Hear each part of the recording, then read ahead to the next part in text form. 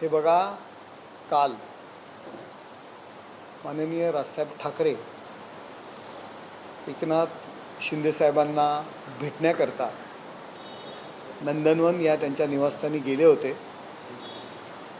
त्यानंतर माध्यमांमध्ये बऱ्याच प्रकारच्या चर्चा सुरू झाल्या।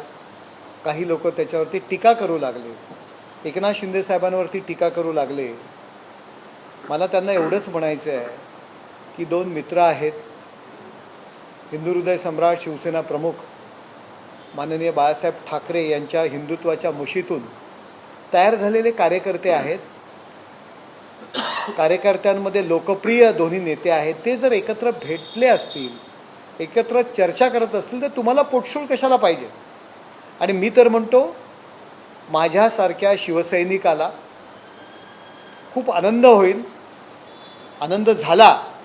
आणि महाराष्ट्रातील नव्हे तर हिंदुस्थानातील हजारो लाखो शिवसैनिक वाट पाहत आहेत एकनाथ शिंदेसाहेब आणि राजसाहेब कधी एकत्र येतील। मी माझं वैयक्तिक मत त्या ठिकाणी मांडलेलं आहे की हे दोन्ही नेते जर एकत्र आले तर नक्कीच मराठी माणसासाठी आणि शिवसेनेसाठी हा मोठा आनंदाचा सोहळा ठरेल। सर, दोन्ही ठाकरे बंधू एकत्र आल्यानंतर महाराष्ट्रामध्ये एक वेगळं चित्र पाहायला मिळेल अशा प्रकारचं जे राजकीय वर्तुळामध्ये चर्चा होती। मात्र निवडणुकांमध्ये त्यांना हार पत्करावी लागलेली आहे। जर राज ठाकरे आणि एकनाथ शिंदे एकत्र आले तर काय नेमकी समीकरण असेल?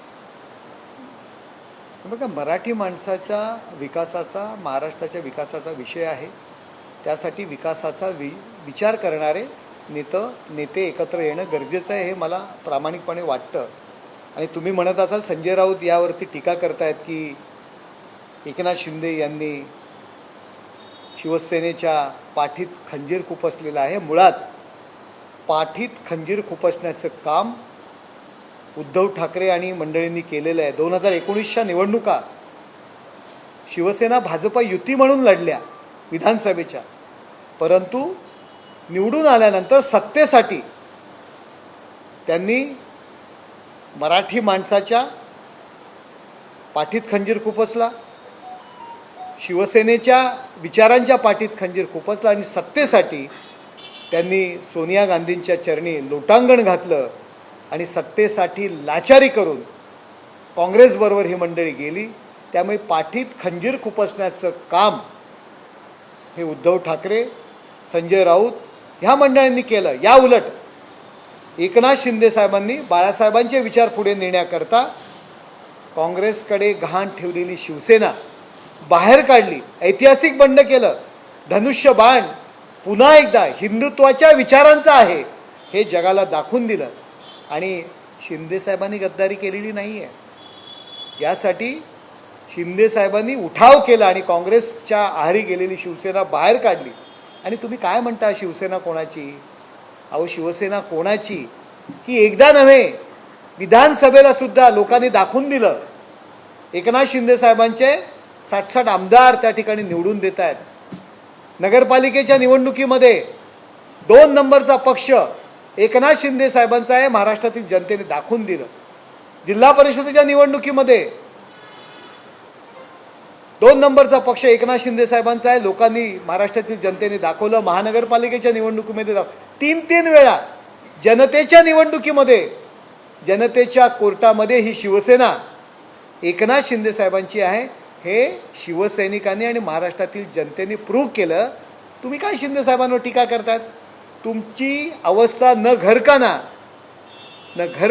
न घाट का अशी परिस्थिती महाराष्ट्रातील जनतेने करून ठेवलेली आहे।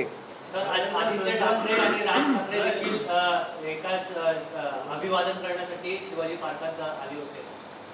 चांगलं आहे ना, आम्ही नाही त्याच्यावर टीका करत। कशाला? छत्रपती शिवाजी महाराजांना अभिवादन करण्यासाठी एकत्र जर त्या ठिकाणी आले असतील तर स्वागत आहे। आम्ही एवढ्या कोत्या वृत्तीचे नाही आहोत। राजसाहेब आहेत, उद्धव साहेब आहेत, आणखी आदित्य ठाकरे आहेत, ते एकत्र येऊ शकतात। परंतु काल राजसाहेब जर एकनाथ शिंदे साहेबांना भेटले म्हणून तर त्यांच्यावर टीका होणार असेल आणि काही लोकांचं जर पोटशूट जर उठणार असेल तर त्यांना हे उत्तर मी दिले की तुम्ही लाचारी केलेली आहात, तुम्ही महाराष्ट्रातील जनतेशी लाचारी केलेली आहे, शिवसेनेच्या विचारांशी तुम्ही गद्दारी केलेली आहे. तर असं असताना नंदनवनमध्ये अनेक चर्चा आल्या, मात्र राऊतांचं म्हणणं आहे की नंदनवन पोलीस सांगतात ते शिवसेना चोरीतून झालेलं आहे. अरे मी तुम्हाला सांगितलं ना, बाळासाहेबांचे विचार, बाळासाहेबांचे हिंदुत्वाचे विचार आपण गहाण ठेवले. आपण 2019 साली शिवसेना भाजप युती म्हणून लढल्या. शिवसेना भाजप हिंदुत्वाच्या विचारांचा पक्ष आहे. ज्या बाळासाहेबांनी कायम हिंदुत्व म्हणून आपलं तत्त्व ठेवलं, ते बाजूला ठेवून काँग्रेसला कायम विरोध केला. तुम्ही सत्तेसाठी सोनिया गांधींच्या चरणी लोटांगण घातलं. कुठे गेला तुमचा स्वाभिमान? तुम्ही आपले विचार सोनिया गांधींच्या चरणी गहाण ठेवण्याचं काम केलेलं आहे. त्यामुळे आमच्यावर तुम्ही टीका करू नका. आणि आम्ही लोकांनी सिद्ध केलं आहे 3-3 निवडणुकीमध्ये, न्यायालयाने ते सिद्ध केलं. परंतु नगरपालिका निवडणुका असतील, जिल्हा परिषद निवडणुका असतील, महानगरपालिका निवडणुका असतील, या महाराष्ट्रातील जनतेने भारतीय जनता पार्टी नंतर जर कौल दिला असेल तर एकनाथ शिंदे साहेबांच्या नेतृत्वाखालील शिवसेनेला दिलेला आहे. 2 नंबरचा पक्ष म्हणून त्या ठिकाणी सिद्ध केलेलं आहे. काय UBTची अवस्था आहे? 4थे नाही, 5वे नाही, MIMची अवस्था त्यांच्यापेक्षा चांगली आहे. एवढी वाईट अवस्था त्या ठिकाणी करून ठेवलेली आहे. तुम्ही सांगा, सांगली असेल, नांदेड असेल, कोल्हापूर असेल, सातारा असेल, चंद्रपूर असेल, नागपूर, धाराशिव, अवा शहरातला पक्ष, ग्रामीण भागामध्ये सुद्धा नगरपालिका आम्ही जिंकलाय, जिल्हा परिषद आम्ही जिंकलायत, महानगरपालिका आम्ही जिंकतोय. प्रत्येक ठिकाणी आमचा माणूस निवडून येतोय. हे उद्धव ठाकरे यांच्या नेतृत्वाखाली कधीच शक्य झालं नव्हतं. ते एकनाथ शिंदे साहेबांनी हे शक्य केलेलं आहे. स्वतः संजय राऊत म्हणालेत की मुंबई सोडून बाहेर पडायला पाहिजे, उद्धव ठाकरे यांनी बाहेर पडायला पाहिजे. हे संजय राऊतांचं परवा रविवारच्या रोखठोकमधलं त्या ठिकाणी त्यांनी रोखठोकमध्ये त्या ठिकाणी लिहिलं होतं. ते सुद्धा कबूल करतायत. फक्त ते अप्रत्यक्षरित्या त्यांना घरकोंबडा बोललेले आहेत. तर राज्यसभेच्या दोन्ही जागांवर दावा केलेला आहे ठाकरे गटाने, आणि त्याची माहिती संजय राऊतांनी दिलेली आहे. आणि विधान परिषदेवर सुद्धा त्यांनी दावा केलेला आहे. हे बघा, काय म्हणतात ते, ती एक म्हण आहे मराठीमध्ये, पोरा काय ते आडात नाही तर काय, ती एक म्हण आहे. हां, पाणीच नाही तुमच्या विहिरीमध्ये तर पोरा टाकून काय उपयोग आहे का? उगाच मोठे मोठे रुबाब करतात, एवढ्या जागा लढू, तेवढ्या जागा, एकही जागा तुमची निवडून येऊ शकत नाही. ही तुमची अवस्था आहे. काँग्रेसने मदत केली नाही तर एकही जागा तुमची निवडून येणार नाही आहे. कशाला मोठ्या मोठ्या गमजा मारताय?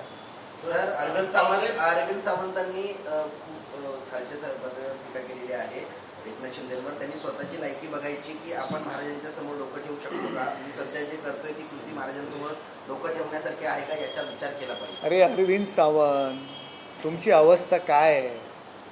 मतांसाठी हिरव्या टोप्या घालताय, मतांसाठी मुल्ला मौलवींचे जाऊन पाया पडताय. तुम्हाला मतदान करावं म्हणून मशिदींमधून आदेश दिले गेले, बांग देताय मशिदीत जाऊन. तुम्हाला छत्रपती शिवाजी महाराजांचं नाव घेण्याची सुद्धा तुमची योग्यता राहिलेली नाही आहे. तुम्ही तुमच्या प्रचाराच्या वेळी मुस्लिमांची मतं पाहिजेत म्हणून हिंदू हृदय सम्राट बोलण्यासाठी सुद्धा घाबरत होतात. आणि वक्फ अमेंडमेंट बिल, वक्फ सुधारणा कायदा, यामध्ये तुम्ही त्या कायद्याला, सुधारणा कायद्याला विरोध केलात. जो कायदा बदलावा तो कायदा रद्द करावा, अशा पद्धतीची बाळासाहेबांची भूमिका होती. त्या स्थायी समितीमध्ये मी पण होतो. आपण वक्फ सुधारणा बिलाला विरोध केला आणि जेव्हा ते बिल मंजुरीला आलं त्यावेळी आपण त्या बिलाच्या विरोधात बोलत होतात. आपण तुमच्या खासदारांना जबरदस्ती सभागृहात बसायला लावलं, त्याला विरोध करायचा प्रयत्न करत होतात, परंतु तुमचे बरेचसे खासदार त्यावेळी निघून गेले. काय अवस्था, तुमची योग्यता नाही आहे, तुमची पात्रता नाही आहे. तुमच्या दिल्लीच्या घराबाहेर अतिक्रमण होतं, तुम्हाला ट्विट करावी लागते, विनवणी करावी लागते. इतक्या वेळचे खासदार आहेत, काय तुमची योग्यता? एकनाथ शिंदे साहेबांच्या बाबतीत त्यांचं नाव घेण्याची सुद्धा तुमची पात्रता नाही आहे. सर, चंद्रपूर हे दुर्दैवी आहे, काँग्रेस पण त्याला जबाबदार आहे. भाजपला चंद्रपुरात सत्ता मिळवणं आमच्या एका गटाच्या पाठिंब्यामुळे हे खूप दुर्दैवी आहे असं संजय राऊत म्हणतात.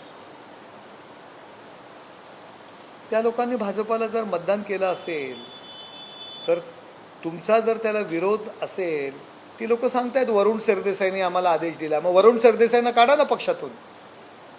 वरुण सरदेसाई आणि सुषमाताई अंधारे यांना वारंवार या गोष्टी आम्ही घडामोडी सांगत होतो आणि त्यांच्या सांगण्यानुसार आम्ही भाजपला पाठिंबा दिला आहे असं त्या नगरसेवकांनी सांगितलं आहे. तुमच्यात जर हिंमत असेल तर वरुण सरदेसाई, सुषमाताई अंधारे यांना पक्षातनं काढावं. संजय राऊत नुसते बोलता काय, बोलाची कडी आणि बोलाचा भात ही जी तुमची अवस्था आहे, उगाचच कशाला गमजा मारता. दिला भाजपला पाठिंबा तर दिला बोला ना, नाकारता कशाला. आणि नसेल तुमच्या मनाविरुद्ध जर दिला असेल तर वरुण सरदेसाई आणि सुषमाताई अंधारे यांच्या आदेशानुसार आम्ही ही भूमिका घेतली. तिथल्या स्थानिक UBT नेतृत्वाने सांगितले, त्यांच्यावर ॲक्शन घ्या. सर, भिवंडी महानगरपालिकेची निवडणूक आहे. काँग्रेसने चंद्रपूर महापौर निवडणुकीचा बदला भिवंडीत घेतल्याची चर्चा आहे. भिवंडीमध्ये भाजपमधील 9 नगरसेवकांचा गट काँग्रेससोबत आल्याचा हर्षवर्धन सपकाळांनी दावा दुसरा गट देखील आता राष्ट्रवादीला मिळणार आहे. नाही, मला काही माहिती नाही या संदर्भात. पण नक्की भिवंडीमध्ये कोण कुणाबरोबर आहे, कोण कुणाला मतदान करत आहे, कोण कुठला महापौरचा कॅन्डिडेट आहे, खरंच ज्या दिवशी मतदान होईल त्याच दिवशी या गोष्टी कळतील. सर, शिवसेना कोणासोबत असेल? शिवसेना कोणासोबत? भिवंडीत शिवसेना युतीबरोबर आहे, युतीच्या निर्णयासोबत आहे. आम्ही कधीच कोणाचीही साथ आम्ही सोडत नाही. विलास पाटील यांना देखील अडकवण्यात आलेलं आहे. पहिल्यांदा पुन्हा विकास आघाडी शिवसेनेसोबत येऊन एक गट स्थापन करून पुढे महापौर बनवणार आहे. का आपल्याला विलास पाटील यांना अडकवण्यात आले? कायदेशीर काही गोष्टी आहेत. हे खरं आहे की विलास पाटील जे माजी महापौर आहेत, 2-3 वेळा महापौर त्या भिवंडी शहरात होते, त्यांच्या पत्नी महापौर होत्या, त्या शिवसेनेसोबत ते येणार होते. त्यांचे 5 नगरसेवक त्यांच्यासोबत आहेत. हे एवढं मला माहिती आहे. बाकीचा भिवंडीचा विषय मला माहिती नाही. माहिती घेऊन तुम्हाला मी सांगतो. सर, अहिल्यानगर आणि यवतमाळमधील महाराष्ट्र केसच्या कारवाईत काही गंभीर बाबी ज्या आहेत त्या निदर्शनास आलेल्या आहेत. उच्च शिक्षित जे तरुण आहेत त्यांना फसवलं जातं आणि फुटबॉलच्या क्लबच्या माध्यमातून ब्रेन वॉशिंग त्या ठिकाणी केलं जातं. हे बघा, महाराष्ट्रात नव्हे तर संपूर्ण हिंदुस्थानामध्ये देशविरोधी काही शक्ती आहेत. म्हणजे मी तर त्यांना अर्बन नक्षलवादी म्हणेन. जे मोदी साहेब नेहमी म्हणत असतात की अर्बन नक्षलवादी हे फेसबुक असेल, सोशल मीडिया असेल आणि विविध माध्यमातून तरुणांची माथी भडकवण्याचं काम करत असतात.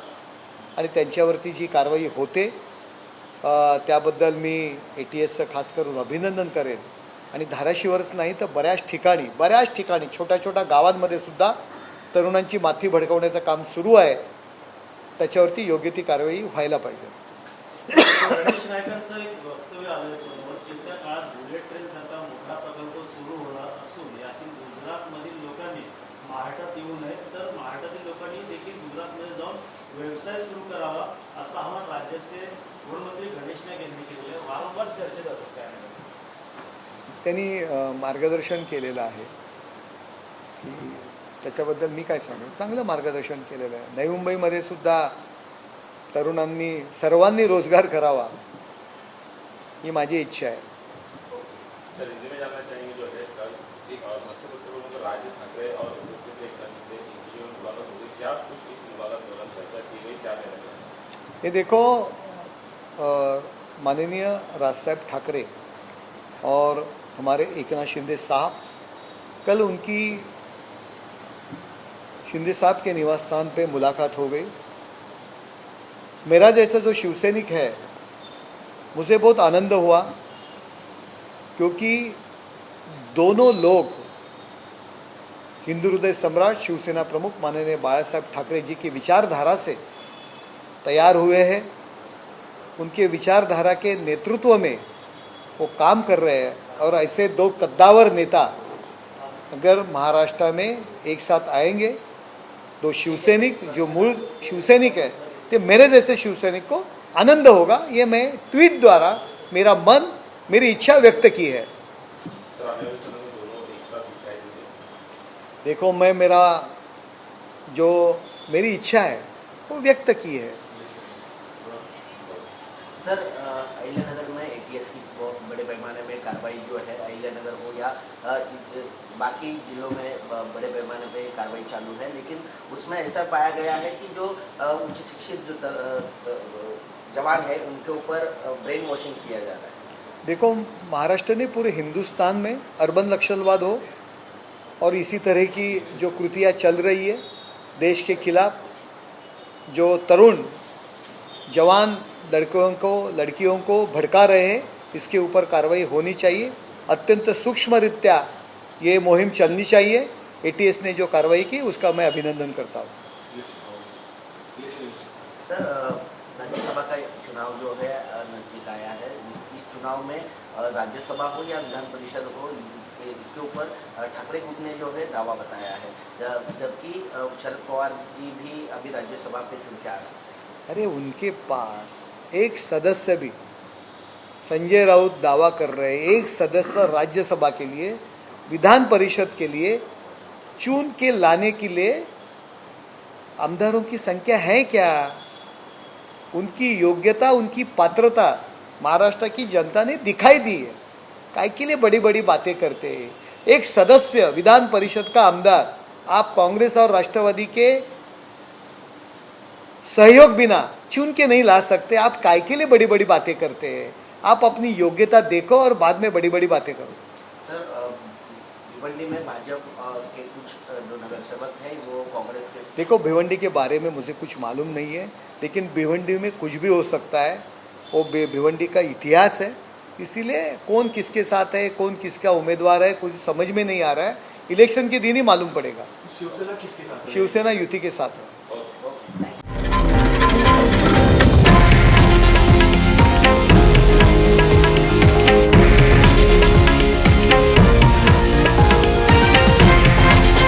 हे आहे देशातील नंबर 1 न्यूज नेटवर्क आणि आपण पाहत आहात TV9 मराठी, एकमेव.